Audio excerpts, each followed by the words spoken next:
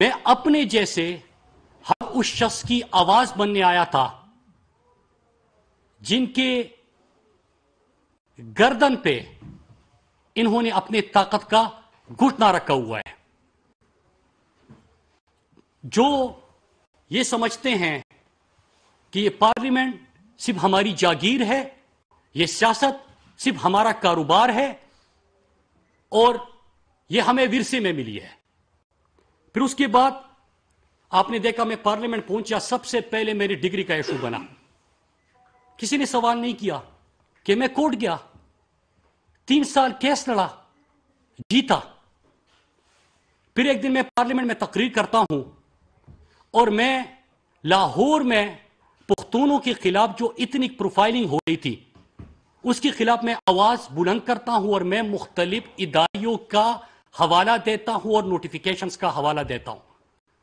مجھے دلیل سے جواب نہیں دیا جاتا. جواب دیا جاتا ہے ایک جاوید لطیف نامی شخص کو اٹھا کے میرے گھر کی خواتین، میرے بہنوں کے اوپر غلیظ قسم کی گفتگو کی جاتی ہے. اور یہاں پہ بات ختم نہیں ہوتی. جب میں دوبارہ الیکشن میں جانے لگا 2018 میں، جب 2018 میں دوبارہ الیکشن میں جانے لگا تو اس سے 2 ہفتے پہلے جو حالیہ غلیظ کمپین آپ دیکھ رہے ہیں، اس غلیظ کمپین کا آغاز ہوتا ہے دوبارہ الیکشن میں جانے سے 2 ہفتے پہلے. اور اللہ کا شکر ہے کہ ایک مرتبہ پھر عام طبقے کا نوجوان بھاری اکثریت سے پھر الیکشن جیت کے آتا ہے، اسٹیٹ منسٹر بنتا ہے، 100 ڈیز کے ٹارگٹس ملتے ہیں، کسی نے نہیں پڑھے. تبصرہ میرے اوپر ہو رہا ہے غلیظ گفتگو کے ساتھ. کسی نے نہیں پڑھے کہ 100 ڈیز میں جو پرفارم کیا فیڈرل منسٹر بنا. پھر جب فیڈرل منسٹر بنا تو اس دوران جب میں پارلیمنٹ میں گفتگو کرتا ہوں، ذرا سنیے گا، جب میں پارلیمنٹ میں گفتگو کرتا ہوں تو میری گفتگو کے جواب میں کہ جب میں ملک کے ظلم کے خلاف، ملک میں ہونے والی ظلم، ناانصافی، ملک میں ہونے والی لوٹ مار اور ان کے حوالے دیتا ہوں اور دلائل سے بات کرتا ہوں تو کبھی قادر پٹیل، آج میں نام لوں گا، کبھی آغا رفیع اللہ، کبھی حمد اللہ، کبھی رانا ثناء اللہ، ان کو اٹھا کے میرے بارے میں غلیظ قسم کی گفتگو کی جاتی ہے. اور پھر ان کا social media cell Peoples Party کا اور نون لیگ کا اس کو جس طرح پھر پروموٹ کرتا ہے اور اس میں لگے ہوتے ہیں وہ آپ سب کے سامنے ہیں. ٹی وی پہ کیا کہا جاتا ہے، آپ اپنے ٹاک شوز دیکھیں، روزانہ 50-60 پروگرام ہوتے ہیں. ٹی وی پہ پھر رات کو ٹاک شوز میں ان کے نمائندے بیٹھ کے کہتے ہیں کہ مراد بھی تو گالی دیتا ہے. آج تک کسی نے نہیں پوچھا کہ ذرا بتائیے کہ مراد نے کون سی گالی دی. صرف کاشف عباسی نے یہ سوال کیا، اور کاشف عباسی نے جب یہ سوال کیا تو آپ کو پتہ ہے کہ کیا جواب ملا، کہ مراد کہتا ہے کہ فرزند زرداری. صرف یہ ایک چیز، ایک جواب ملا میرے پچھلے 8 سالہ پارلیمنٹ کی تقریروں میں. لیکن اب سوال یہ ہوگا کہ آج میں کیوں بول رہا ہوں، آج میں کیوں بول رہا ہوں، میں اس کے اوپر پہلے کیوں نہیں بولا. میں اس لیے نہیں بولا کہ پہلے مجھے اور میرے خاندان کو آپ نے غلیظ گالیاں آپ دے رہے تھے، تب تک میری ذات کو نشانہ بنا رہے تھے. لیکن آج میں اس لیے بول رہا ہوں کہ یہ جب پرفارمنس ایویلیشن ہوئی تو میں وزارت کا چہرہ ہوں، فیس ہوں. ایک کامیابی میرے ہر اس موٹر وے پولیس کے اہلکار کی تھی. آپ نے دیکھا کہ وہ جو آپ کے لیے سفر محفوظ بنانے کے لیے شہید ہوا. یہ سند میرے پاکستان پوسٹ کے اس سیکٹری سے لے کے ڈی جی سے لے کے اس کلاس 4 ملازم تک تھی، اس پوسٹ مین کے لیے تھی جو -13 ڈگری میں بھی گلگت کے برپوش وادیوں میں آپ کی امانت پہنچا رہا تھا. یہ سند میرے ہر اس NHA کے آفیسر اور اہلکار کی تھی جنہوں نے 3 عرصے کے قلیل عرصے میں ISO سرٹیفیکیشن NHA کو ملی ان کی محنت کی وجہ سے. اور میں چند چیزیں آپ کو اس کے حوالے سے بتاتا ہوں اور پھر میں آتا ہوں جو کچھ ہو رہا ہے. پہلی چیز یہ کہ کسی نے یہ سوال نہیں کیا پچھلے 1 ہفتے میں کہ وزارت مواصلات میں کتنے ٹارگٹس تھے اور کتنے اچیو ہوئے. 88 ٹارگٹس ملے تھے اور 88 اچیو ہوئے 100%. وہ ویب سائٹ پہ بھی اویلیبل ہے، آن لائن بھی اویلیبل ہے، کھول کے دیکھ لیتے. میرے ساتھ بغض یا میرے سے نفرت وہ آپ کر سکتے ہو، لیکن جو ہزاروں 46,000 پاکستان پوسٹ کے ملازمین، ہزاروں NHA کے اور موٹر وے پولیس کے اہلکار، ان کے ساتھ آپ یہ ظلم نہیں کر سکتے. آپ نے ان کے اوپر سوال یا نشان اٹھایا ہے. اور NHA نے کیا کیا میں مختصراً بتاتا ہوں. پاکستان میں چھوڑے، آپ نہیں مانتے مت مانے، لیکن ISO سرٹیفیکیشن تو یہاں سے نہیں ہوتی. دنیا نے مانا. سڑکیں آپ کہتے تھے کہ پچھلی حکومت بناتی تھی 986 کلومیٹر کے مقابلے میں 2032 کلومیٹر بنائی. انہوں نے 2000 کی منصوبہ بندی کی تھی، انہوں نے 7889 کلومیٹر کی پچھلے 3 سال میں منصوبہ بندی کی. پھر اس کے ساتھ سستی بھی بنائی کہ مہنگائی کی لہر کے باوجود جو 41 کروڑ فی کلومیٹر 4 روئے سڑک بنتی تھی وہ 17 کروڑ فی کلومیٹر بنی. لیکن یہ بھی چھوڑے، جو ٹارگٹس دیے گئے تھے وہ پڑھ لیجئے. اور ان ٹارگٹس کے علاوہ میں آپ کو 3-4 چیزیں بتا دوں کہ NHA کی آمدن میں 128% اضافہ، مطلب 107 ارب کا اضافہ ہوا. آپ یہ سوال کر سکتے ہیں اور کرنا چاہیے کہ جو 2 موٹر وے کے اوپر ٹول ٹیکس بڑھائے، تو ذرا یہ بھی سنیے کہ 117 ٹول پلازوں کے اوپر میں نے کسی کے اوپر ٹیکس نہیں بڑھایا. 2 ٹیکس جو بڑھا ہے وہ ہمارے بیٹ رپورٹرز بھی یہاں پہ بیٹھے، ان کو پتا ہے کہ 2015 سے 35 تک نواز شریف نے معاہدہ کیا تھا. لیکن اس کی بات کیسے بڑھی؟ اس لیے بڑھی کہ آپ نے یہاں پہ ٹیکنالوجی کا استعمال شروع کر دیا. ہمارے پاکستان کا واحد ادارہ جو اس وقت ای بڈنگ، ای بلنگ اور ای ٹینڈرنگ میں گیا وہ NHA کا ادارہ ہے. اس وقت ہم ای پروکیورمنٹ پہ جا چکے ہیں. پاکستان کے 13,000 کلومیٹر شاہراہوں کی ہم نے GIS میپنگ مکمل کر دی. آپ کوئی قبضہ نہیں کر سکتا. کرپشن کے دروازے بند کر دیے کہ ہم نے ای پروکیورمنٹ کا آغاز کر دیا.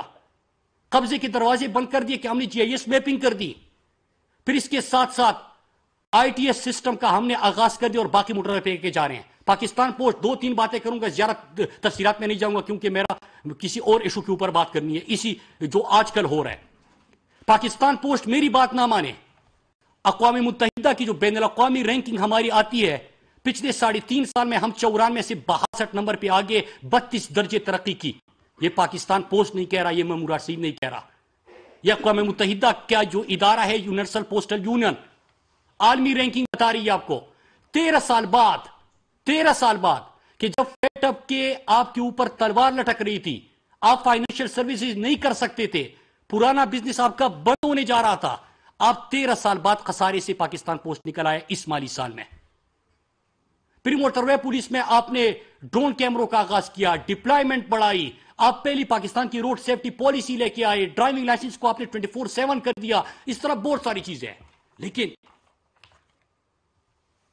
میں آج زیادہ تفصیلات تو میں انشاءاللہ کمیونیکیشن کا ایونٹ کروں گا، اس میں آپ کو بتا دوں گا. لیکن میں آج اپنی قوم کے لوور میڈل کلاس اور میڈل کلاس سے آپ مخاطب ہوں کہ جو باتیں میں نے کی اور جو غلیظ کمپین یہ چلا رہے ہیں، یہ ہے آپ کی اوقات ان سیاستدانوں کی نظروں میں. پہلے تو یہ آپ کو آگے نہیں دیں گے، آپ کو موقع نہیں دیں گے. میری مثال لیجئے، جو میرے ساتھ باقی پولیٹیکل پارٹیز کے طلبہ تنظیموں کے رہنما تھے، وہ آج بھی ہاسٹل میں پڑے ہیں. پہلے ان کے لیے اور آج ان کی اولادوں کے لیے زندہ آباد مرد آباد کے نعرے لگا رہے ہیں. لیکن ان کو یہ اعتماد اور موقع یہ نہیں دیں گے. ان کی نظر میں یہ پارلیمان اور یہ سیاست یہ ان کی جاگیر ہے. یہاں پہ وڈیرے آ سکتے ہیں، یہاں پہ جاگیردار آ سکتے ہیں، یا ان کی اولادیں آ سکتی ہے. آپ جیسا میرے جیسا نوجوان یہ برداشت نہیں کر سکتے. لیکن اگر آپ یہاں تک پہنچ جاتے ہیں، اور اگر آپ یہاں تک پہنچ بھی جائے، تو یقیناً ان کی نظر میں کسی غیر اخلاقی تعلق کی بنیاد پہ آپ یہاں پہ پہنچے ہیں. پھر آپ کی قسم کے اوپر ہر قسم کی غلیظ مہم کا آغاز ہوگا. اور میری طرح اگر آپ ان کے سامنے ڈٹے رہے، آپ نے حوصلہ نہیں آ رہا، آپ نے پارلیمنٹ میں اپنے پسے ہوئے عام طبقے کی آواز آپ بنے، اگر آپ نے ان کی کرپشن کو اور ان کے نااہلیوں کو بے نقاب کرنا شروع کر دیا، تو پھر آپ کے قسم اوپر اسی قسم کے غلیظ الزامات اور بہتان لگائے جائیں گے.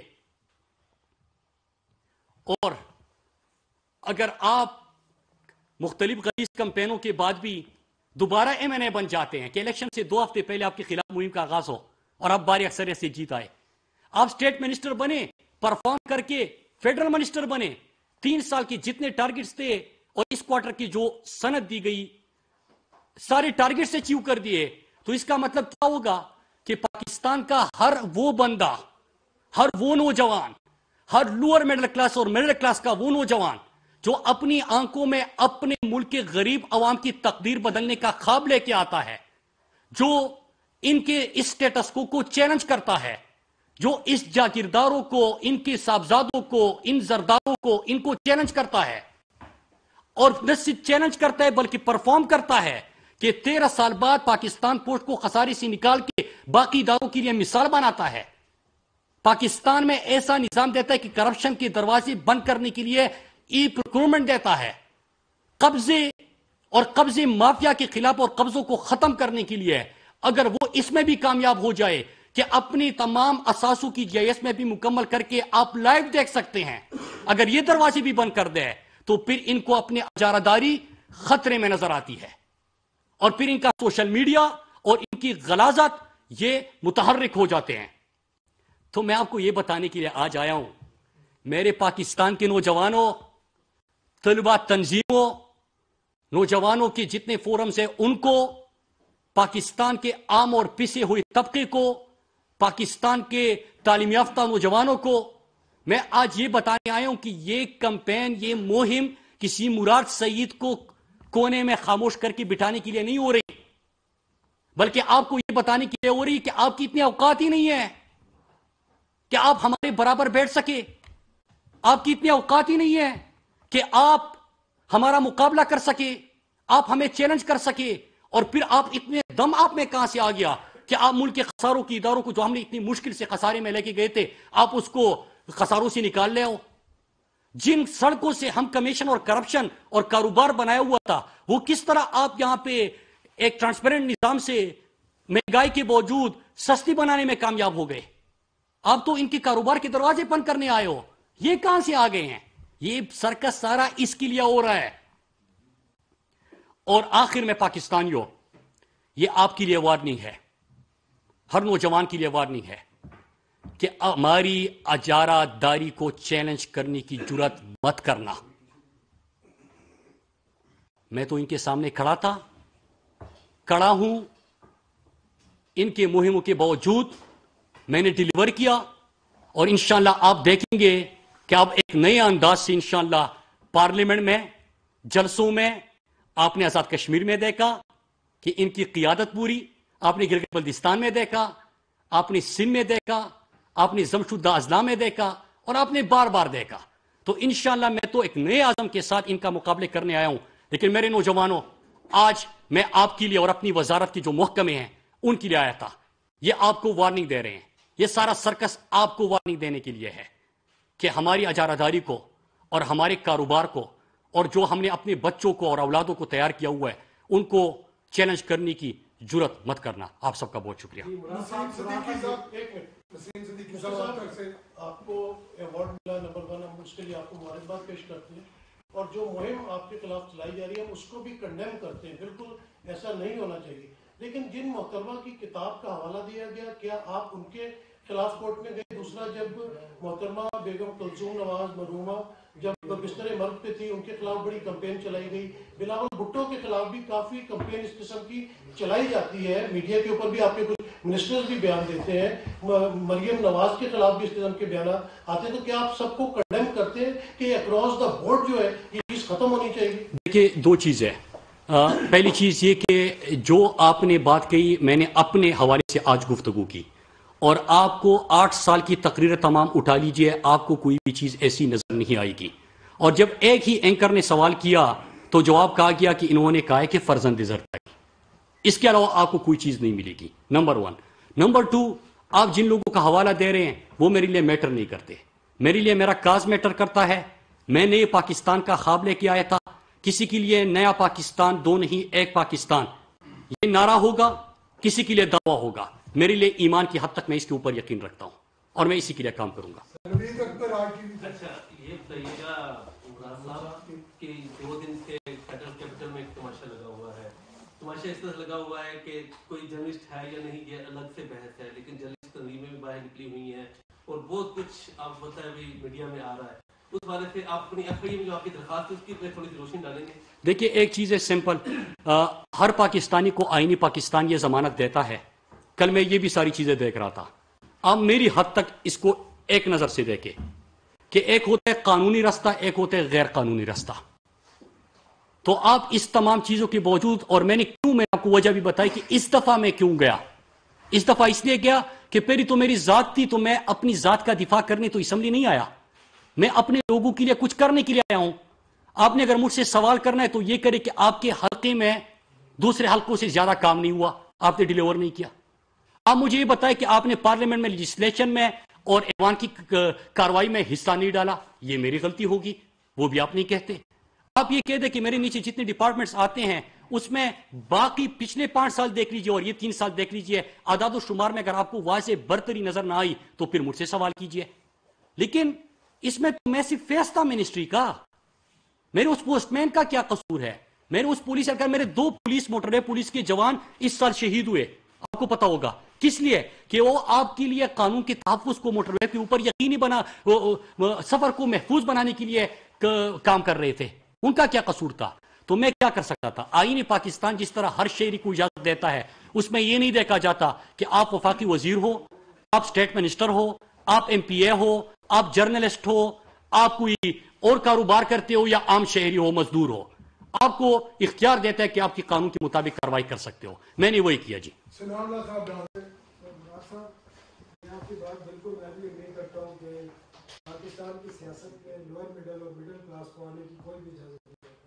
اور آپ کی پارٹی میں بھی کئی ایسے لوگ ہیں اور آپ بھی بتائیں گے، اس پہ روشنی ڈالیں گے. آپ کی پرفارمنس پہ وزراء بات بھی کرتے ہیں اور گروپ بھی بنے ہوئے ہیں، آپ کو بھی پتہ ہے. تو آپ کی پارٹی میں بھی یہ ٹرینڈ ہے کہ سرمایہ دار، انڈسٹریلسٹ اور پیسے والے لوگوں کو مخصوص نشستیں بھی دی گئی ہیں، ٹکٹ بھی دی گئی. اس سے بھی کرتے ہیں کہ دونوں طرف یہ چیزیں ہیں. دیکھیے ایک چیز ہے، میں جس تحریک سے وابستہ ہوں اس کے طلبہ تنظیم کا تو میں نے آغاز کیا تھا، میں بانی پریزیڈنٹ تھا، اور آج میں اس تحریک کو جانتا ہوں کہ جس میں میرے جیسے نوجوان آگے آئے. پھر میرے بعد آپ دیکھتے ہیں کہ اسی پارلیمنٹ میں شاہد خٹک کرک سے ایک نوجوان ہے، عام طبقے کا ہے، وہ بھی آیا. فروخ حبیب بھی آیا. ہمارا کور شوزب یہاں اسلام آباد سے جو ہماری آئی ایس ایف کی تھی وہ آ گئی. پھر اس کے بعد علمگیر مسعود. تو یہ سلسلہ شروع ہو گیا ہے. تو اس کا تو میں کچھ نہیں کہہ سکتا، لیکن یہ کیا ایک تحریک اور جدوجہد نے کیا تحریک انصاف میں موقع دیا؟ ہاتھ دیا.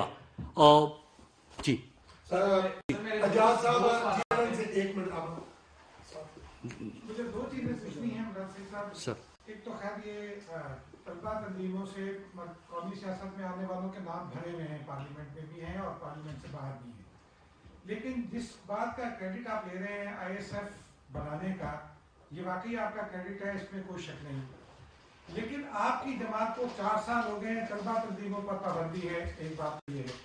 دوسرا جو آپ کی پرسنل درخواست ہے، جو آپ نے کہا کہ قانونی راستہ اپنایا، تو وہ ایسی کیا جلدی تھی کہ جو کل عدالت کو یہ لکھنا پڑا کہ جی اتنے بجے مقدمہ ہوتا ہے اور اتنے بجے کارروائی ہوتی ہے؟ اتنی جلدی کا مظاہرہ کیوں کیے گئے؟ بالکل، میں یہ کل سے دیکھ رہا ہوں. جو ہے آپ نے لاہور میں اسلام آباد میں کیوں نہیں دی؟ میں کل سے یہ چیز دیکھ رہا ہوں. دیکھیں کیا مجھے اپنا قانونی حق استعمال کرنا چاہیے تھا یا نہیں؟ میں بحیثیت پاکستانی اور آئین پاکستان اور پاکستان کے قانون کے اوپر اعتماد اور یقین رکھتے ہوئے میں نے اپنے قانونی جو طریقہ کار تھا میں نے وہ کیا. اس کے بعد کون سا طریقہ کار ہونا چاہیے تھا، ادارے کو کس انداز سے کرنا چاہیے تھا، یہ ادارے کا اپنا مینڈیٹ ہے. میرے خیال سے اس کا سوال تو مجھ سے نہیں بنتا.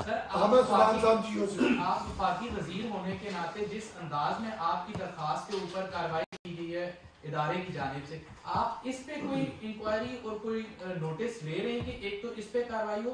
دوسرا، عدالت میں بارہا آپ کی مخالف پارٹی کی طرف سے آ رہا ہے کہ جو بات ٹی وی چینل پہ بیٹھ کے کی گئی تھی اس کے بجائے جو آپ کی درخواست ہے وہ اٹ سیلف آپ کے زیادہ خلاف جا رہی ہے، کہ اس میں بالکل ایگزیکٹلی چیزوں کو مینشن کر دیا گیا درخواست میں.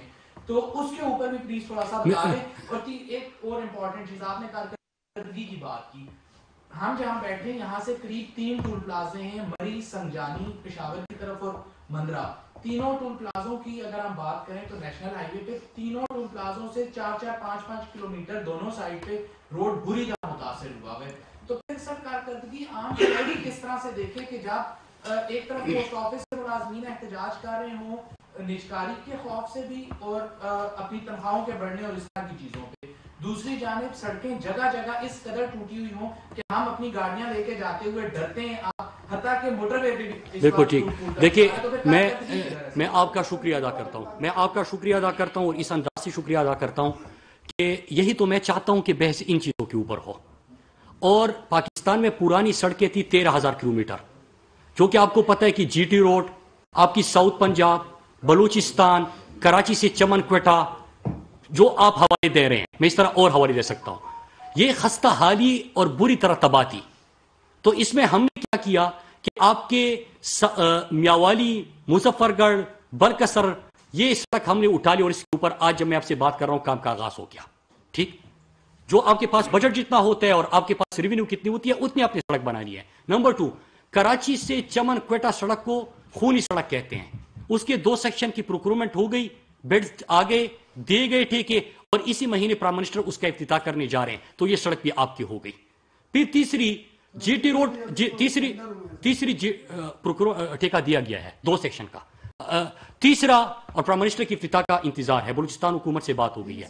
تیسرا، کراچی، چمن، کوئٹہ، خوزدار کے 2 سیکشن کا بیڈز ہو چکے، ٹھیکہ دیا گیا اور اس مہینے اس کا کام کے اوپر آغاز ہے، پی ایم سے ٹائم دیا گیا ہے. پھر اس کے بعد جی ٹی روڈ، پھر جی ٹی روڈ کے اوپر بات ہوتی ہے. جی ٹی روڈ مکمل خستہ حالی کا پرانا شکار، لہٰذا جی ٹی روڈ کو پہلا موٹر وے سیالکوٹ کاریا کا آغاز ہو گیا. کاریا پنڈی کا اشتہار آ چکا. جی ٹی روڈ کے لوگوں کے لیے میں مبارکباد دیتا ہوں، پہلا موٹر وے آ گیا. جو پرانی خستہ حال 13,000 کلومیٹر تھی اس کا کیا کرنا ہے؟ جب ہماری آمدن میں اضافہ ہوا تو ہم نے اس پہلے فیز میں 4,000 کلومیٹر کی سڑکیں اٹھائی ہے اپنی آمدن کو دیکھتے ہوئے، جس کی ہم مرمت کریں گے. رہی بات یہ کہ جو طریقہ کار اختیار کیا گیا، جس انداز سے کیا گیا، میں خود اپنا جواب دے سکتا ہوں. میں پھر ریپیٹ کر دوں کہ میں یہاں سے نہیں، یہاں سے آپ کو کہہ رہا ہوں، میرے لیے 2 نہیں، ایک پاکستان، ایک قانون، ایک نظام، یہ میرا ایمان ہے. میں نے اپنا قانونی طریقہ کار اختیار کیا. طریقہ کار کیا ہونا چاہیے تھا اس کے آگے وہ ادارہ بہتر سمجھتا ہے، ان کا مینڈیٹ ہے کہ اس کس انداز سے کرے.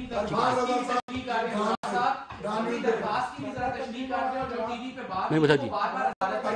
اچھا، درخواست میں نے سمپل اپنا پروگرام کا حوالہ دے کے جو کہا گیا تھا وہ بتا کے میں نے قانونی کاروائی کی درخواست کی تھی. سمپل.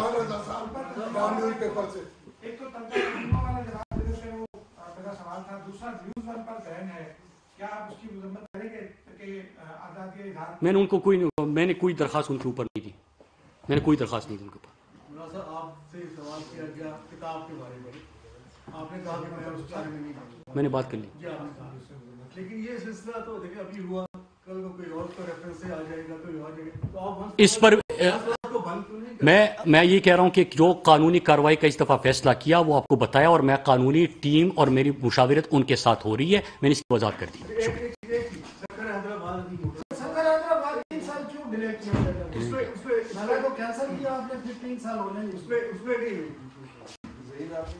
ٹھیک ہے، اوکے جی، تھینک یو، بہت شکریہ. وفاقی وزیر مواصلات مراد سعید اسلام آباد میں پریس کانفرنس کر رہے تھے. ان کا یہ کہنا تھا کہ طویل سیاسی جدوجہد کے بعد یہ